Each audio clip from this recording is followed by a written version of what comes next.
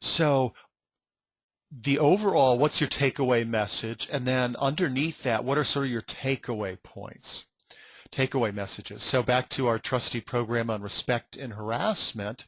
Now I'm going to give you the first one, and then I'm going to ask you, let me just get this, get my controller out of the way so I can read this whole thing. Okay, control panel. Hopefully it doesn't make your screen look funky, because I know sometimes with GoToWebinar it does that. So let's say your key takeaway is it's important to practice being more mindful of our impact on each other because of the potential consequences when we impact people negatively. It's also important to practice greater mindfulness because we are often unaware of how our actions and choice of words affect others. Now let's say you just had that and a bunch of bullet points like that on a PowerPoint slide. Can you imagine the big yawn that would create, and people just feeling like they're, blah blah blah, lectured to? Now let's say you've got these as your takeaway points. You might be doing things that adversely affect others without your realizing it. The company pays a stiff price for this, and here's how. You also pay a price. Here's how. So let's say, though, I'm doing the respect and harassment program. That's my takeaway message, what I mentioned before. And these are like my main takeaway points. Okay, that's the foundation. That's the blueprint or the structure that I'm going to use to identify stories. So you notice how identifying where the audience is coming from and what your message is and what your key takeaway point, what your intention is and what your takeaway points are, that allows you to bring intentionality to your stories. So back to our program on respect and harassment. Oh, whoops. Okay. Oh, that's okay. Here we go. So those would be. I just did that for what the takeaway, the main message is, and then 3 takeaway messages. What about the program getting management buy-in for allowing employees to buy in? Employees to participate in wellness screening on company time. Can you put in the question box there, what might be a takeaway message if you were doing that program that you would want management to have? So please go ahead and put that in. What might be a takeaway message? So you want them to advocate and trumpet the cause of employees taking the time and using this wellness screening service that the company is paying for and not seeing it as useless or a waste of time. So what might be your takeaway message? Let's see here. Waiting. Nobody's putting in. No ideas? All right. I'll put my 2 cents worth in. So a takeaway message is it's worth the investment of time. The return on investment is big. What about offering consulting with outsiders? So I'll do it since we don't want to have dead air space. So a big message I would have is the very reason why you need me is because I am an outsider, because I see things that you can't. Actually, here, let me give you let me use a story to illustrate that. I was just speaking at a conference recently on using storytelling and new hire orientation and onboarding, and I shared with the group a story that comes from Joie de Vivre Hospitality, which is a chain of really cool boutique hotels. And one of the things that they do with their new hires is after 30 days, the general manager of the hotel brings the new hires into his or her office and says basically this: because you're a newbie here, you can see things that we can't see because we're here all the time. We've been here for years. And so I'm curious, what are some of the things that you've noticed about the ways that we do things that we could do it much better? So they get it, that fresh eyes, you probably heard that term, fresh eyes. Bringing in fresh eyes, somebody from the outside, is really important. Now let me stop for a second. So notice I used a story to communicate that idea. And even though it's not like a super dramatic story, just hearing it communicated in a story makes it more interesting. And also more likely you'll remember it and use it. Also, just an FYI, another example of outsiders is how many hospitals, rather than benchmark other hospitals in their efforts to create a better user experience, benchmark people in the hospitality industry. So that I would use that as an example too. So do you see what I'm doing? Taking what might be some of those key takeaway messages and then translating them into stories or analogies that help get the point across. And then supervisor training, here's some of the ones that I use. You are the most important influence on employee motivation. Even though it's great to work for a great workplace, at a great workplace, research shows a supervisor makes a bigger difference. These skills will not only make you more effective and valuable, they make your life a lot easier. Whoops, a lot easier, not at lot easier. And that story with Harry and John will illustrate that. It's not what you know, it's what you do with what you know that makes a difference. Because I want to head off any of the cynics in the group who are like, I know that, that makes sense. I already know that. Tell me something new. I want to challenge them ahead of time to not just think whether they know it, but are they actually implementing it. And oftentimes I'll share a story about a manager who was actually the weakest manager on a leadership team that I worked with, according to the head honcho of the organization, who also thought he knew everything. So that's an example of sharing a story to challenge the perspective of, oh, I know it all. And it's like, it's not what you know, it's what you do. And then this is the last there's more than just that, but takeaway. Each employee has multiple versions of themselves they can potentially bring to work. Do the practices that bring out their best self and avoid those that bring out their worst self. Hey, I will show you how. So those are examples of some of the key takeaway points when I do supervisor training. So do you get what I mean in terms of thinking in terms of what's my intention? Okay.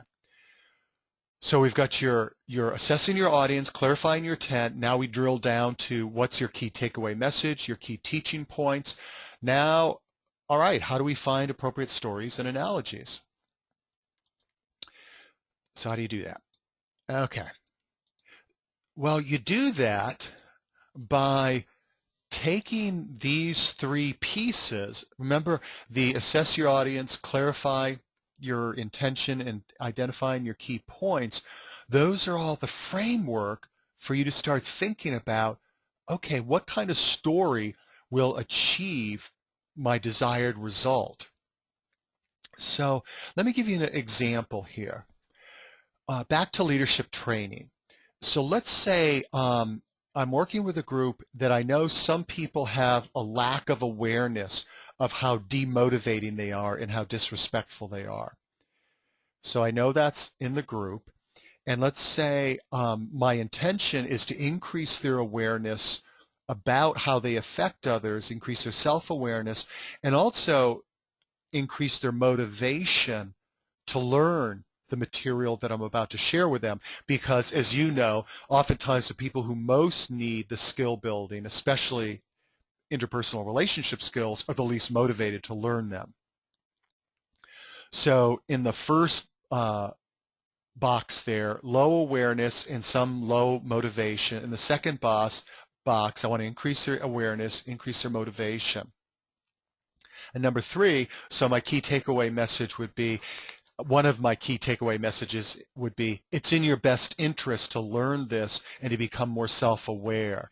Even though you might get a kick out of it and be impressed with yourself that you're a badass and you push people around, you're paying a stiff price. So I could just say that out loud, but it's probably going to alienate the people who need to hear that message. So here's a story. So I take all those together and I tell this story. So here's a story. So I'm doing like leadership development training, and I might say, you know, one of the reasons why, let me give you an example of why it's so important to not just be tuned into how we come across, but make it comfortable for people to speak up to us. Let me give you an example. Years ago, I was brought into a company because the VP of operations was really frustrated with his team. He had been hired, I think, I don't know, about like a year previously, and he had been hired to improve efficiencies. And he was really frustrated because he felt like his team was a team of dolts and that they weren't getting with the program, they weren't implementing or scouting out and figuring out what are the efficiencies, how can we improve them, etc. And he wanted to find out what could be done with his team. They were such a weak team, in his opinion. And so he brought me in, and I did surveys and a bunch of interviews. And what I discovered from doing the interviews is I would hear tale after tale from his team about how he would humiliate them in public, how rude he was, how condescending he was, how patronizing he was. And so I was regaled with these stories. And so when I got back together with the VP of operations and I shared with him the survey results, like what was on their minds, and I shared the major takeaway messages from my interviews, he was outraged. And he said, where is the concern about the efficiencies? Not one single person is talking about the efficiencies. That's what I needed them to focus on. They need to focus on the efficiencies. And I found myself I didn't say this, but I found myself thinking, dude, the reason why they don't care about the efficiencies is because they hate you. You're treating them so disrespectfully. That's all they're thinking about is how rude you are to them and disrespectful. Now let me stop for a second. So you notice that story. I'm sharing a story about a person who probably mirrors some of the attitudes of some of the people in the room. And if I were to directly say, hey dudes in the audience, you who like to misuse your power and mistreat people and think it's okay, you're paying a big price for it. If I did that directly, I would alienate them. They would turn me off, shut me off, whatever the saying is. But by sharing that story, I can say a pretty strong in-your-face message because I'm talking or I'm thinking about it to the person in the story. And that's actually an example of what I call a so what I said to him story. Technically, it's so what I thought to myself as I was talking to him story. So you get how these different factors come together to create a story. Any questions about either that story or anything so far? So I'm going to advance the slide. I'll do 30 seconds of time. Any questions either about the story or anything that we've talked about so far?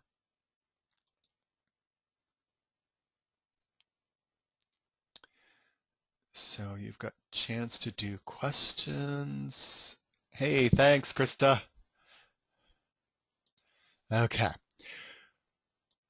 All right. So back to just so you know the reason why. Whoops. God, I thought I lost you all. The reason why I slideshow, current slide, I'm sort of doing this back and forth. Like, oh, there's a slide, is I just finished up about an hour ago. I kept fine-tuning this. Not too OCD, huh? So I had forgotten I put this in. So for the respect and harassment training, remember we identified these were range of audience perceptions, the intent, key points. Remember we had these key points. Did those. So let's say for the harassment training, here's some questions that I would recommend to ask in terms of, okay, how can I translate all these, the framework that we've created into stories? So I might say, what's an example of a company paying a steep price for disrespect or harassment?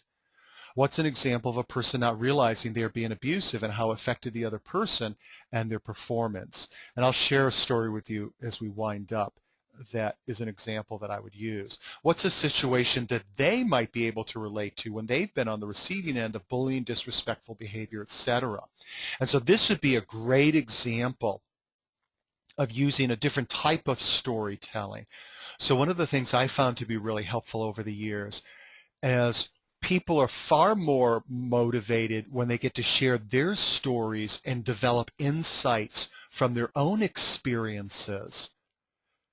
And so one of the ways of helping them draw on their own experiences is first for you to share a story or two that relates to the issue that you want them to recall, and then ask them in small groups to share examples from their own life.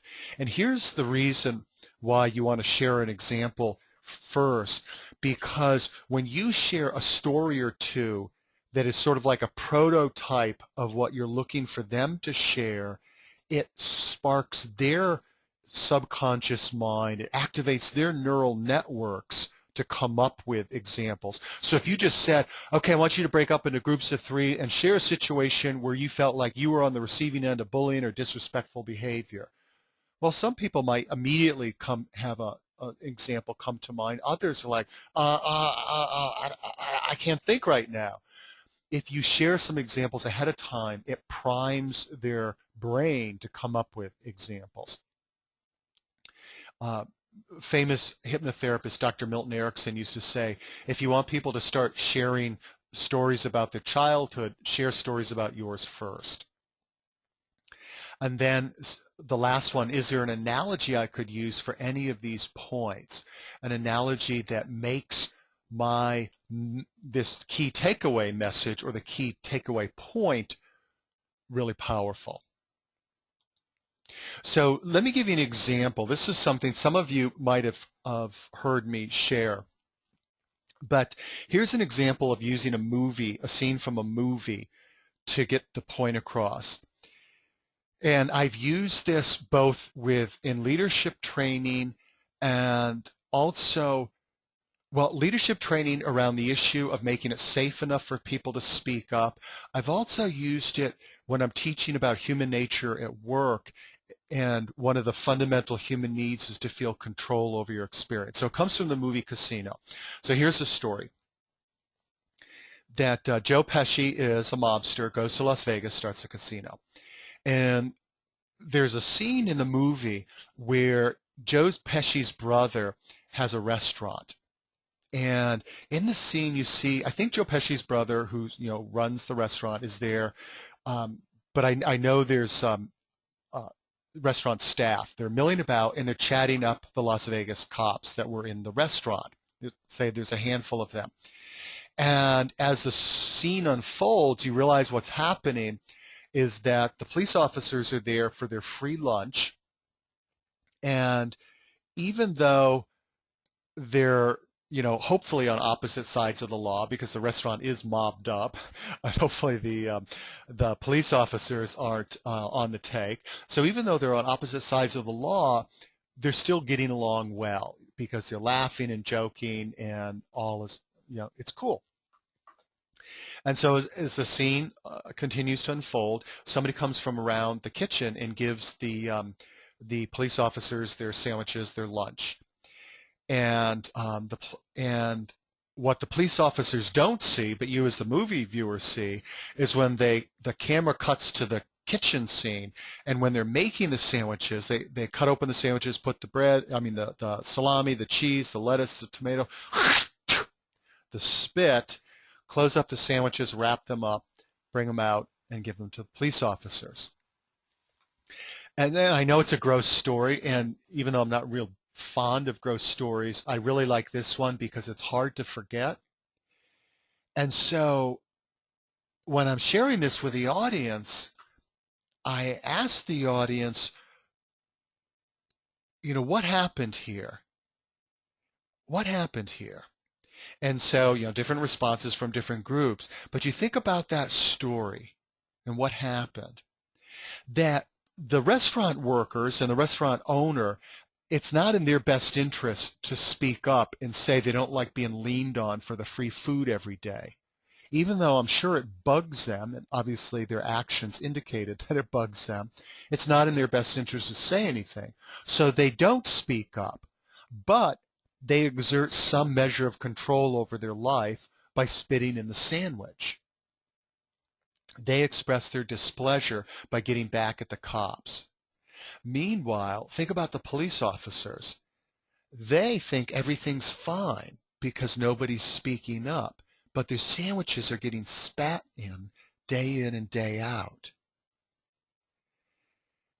And so I love that story because it's a great example of this message. Power may bring immunity from feedback, but not reality. Power may bring immunity from feedback, but not reality. So the police officers were immune from complaining feedback, but they certainly weren't immune from the reality of having consequences to their behavior. And one of the other messages that I oftentimes will give is that when you don't get feedback and you have a lot of power, you start to labor under the illusion of consequence-free behavior. Because people aren't speaking up and complaining, it's easy to think there are no consequences for behaving badly. And au contraire, there are consequences. People are spitting in your sandwich. And so when I'm doing programs and I share this analogy, sometimes what I'll do is break up people into groups and then ask them to come up with examples of how do employees spit in managers' sandwiches. So that's an example of using a story to communicate the consequence of disrespectful behavior and also the consequence of not being mindful of how we come across. I also will oftentimes use it as an entree into here's why it's so important to make it safe for employees to speak up. So oftentimes I'll be working with organizations that are going through big change. And sometimes it's easy for leadership just to say, hey, it is what it is. We're going through change. Suck it up. And one of the points that I want to make is, you can say it is what it is, suck it up. But that doesn't mean people will have that as their response. And just because people aren't vocally fighting back in terms of their unhappiness with the change doesn't mean they're not fighting back in other ways. And so it's so important if you're implementing changes that people are upset about to let them give voice to those concerns and frustrations and upset feelings, because otherwise they'll find ways of spitting in the sandwich. They'll find ways to sabotage. So there's an example of sort of a gross story, but it makes the point come alive and hopefully memorable. So those are the 4 areas that I said that we would cover. If we were doing coaching, then we would do the next part there, but that'll get you started. So next steps. Use the Storify system for your next program. I might change that. I just came up with that like yesterday. Download the Identifying Stories for Your Presentation Blueprint from the website. So actually the note sheet has a link to it. And that's an excerpt from the Powerful Storytelling Techniques booklet that I wrote for ASTD Press that's also on the website. Post questions on the page. Right now, I forgot that I put it on a page, not a blog post, and so I just behind the scenes info that I'm getting my virtual assistant to put up the capability where people can post comments. In the meantime, please email me your questions and I can post the questions and the responses. And I really hope that you do that. Also, I would love it if you would post comments in terms of feedback, especially if you like the webinar. And then practice mindfulness and attentiveness. Remember, poetry makes everything interesting. Storytelling makes everything interesting.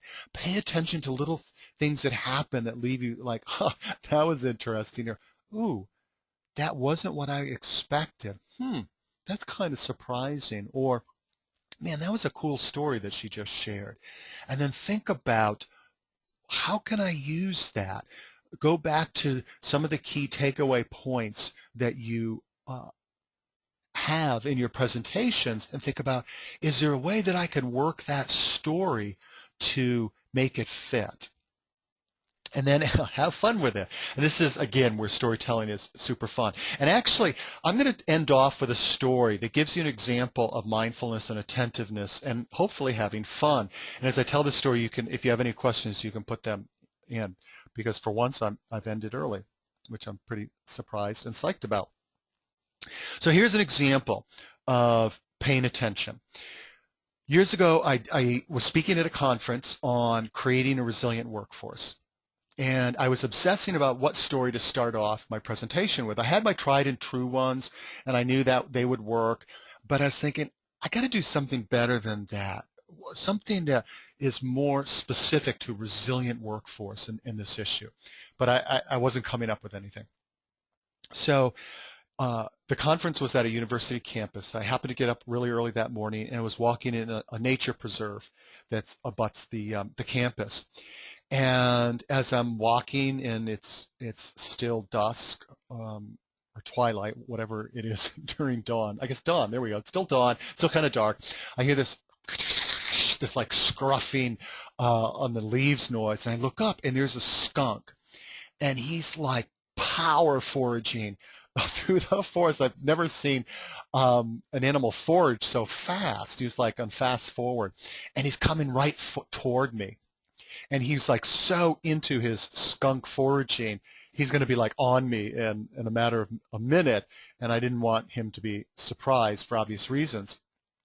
So I actually said, "Hi, it's just me," because skunks understand English so well, but at least I think he heard me. But actually, now that I remember it, I'm not sure he even heard me because he didn't even acknowledge. He didn't look up, and he certainly wasn't like the little fawn I saw earlier, that as soon as the little fawn saw me, the ears went up and she scampered away. This skunk just kept on foraging, and I just found that bemusing. Like he could care less because he knew, like, I can handle this. Like, no worries, bring it. And then it's like, I'm thinking, okay, what is this like? What could this be a metaphor? I'm like, oh my God, this is a metaphor for resilience.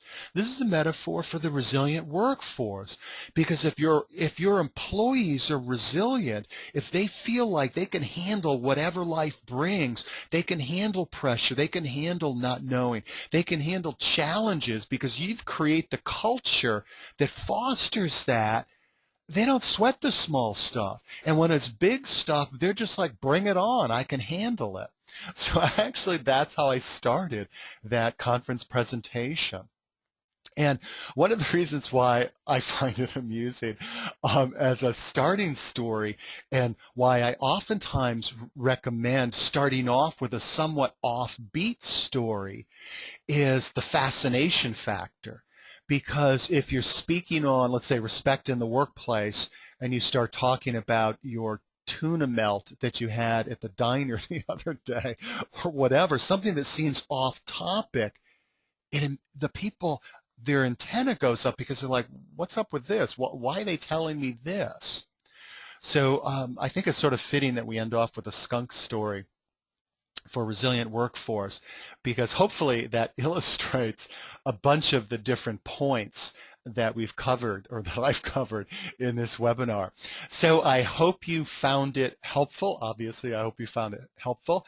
And if you have questions, please email me, and hopefully within the next day or so, that page, and I'm going to be adding more resources to that page. That was sort of a last-minute idea that I had, and that hopefully you'll put your questions there and I will answer them. So unless there are questions, I am signing off, and thanks for being part of this. Take care. Bye.